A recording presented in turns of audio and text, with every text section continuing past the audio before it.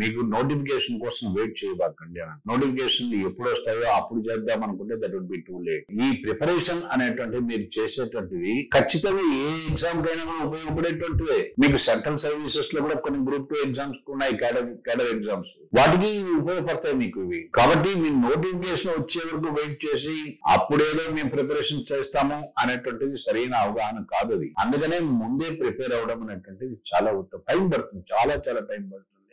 మనకు సబ్జెక్ట్స్ మీద బేసిక్ అవగాహన కోసం 1 year పడుతుంది. కాబట్టి ఆ 1 year కాలాన్ని మనం ముందు నుంచే ప్రారంభం చేసుకోవడం అనేటువంటిది ఆలోచించదగినటువంటి విషయము. దాని గురించి మనం మర్చిపోకూడదు అన్నమాట. ఇప్పుడు నువ్వు ప్రిపేర్ అవుతున్నావు అని అంటే నీకు ఇది ఒకటే కాదు, మిగిలిన ఎగ్జామ్స్ కూడా అన్నిటికీ ఉపయోగపడుతుంది కదా. ఈ విషయాన్ని కూడా మీరు గుర్తుంచుకోవాలి. కాబట్టి నోటిఫికేషన్ వచ్చే వరకు వెయిట్ చేస్తాం, అప్పుడు స్టార్ట్ చేస్తాం అనేటువంటిది అది మాటికి సరైనటువంటి ఆలోచన తీరు కాదు. ఒకసారి డిసైడ్ అయినాం కాంపిటేటివ్ ఎగ్జామ్స్ లో కూర్చోవడం అనేటువంటిది. సో నోటిఫికేషన్ సంబంధం లేదు నాకు. పోస్టులు తక్కువ ఉన్నాయి కాబట్టి ఎందుకు రాయాలా? Please don't ask these questions. పోస్టులు 10 ఉన్నా కానీ ఆ 10లో నువ్వు ఉండాలి.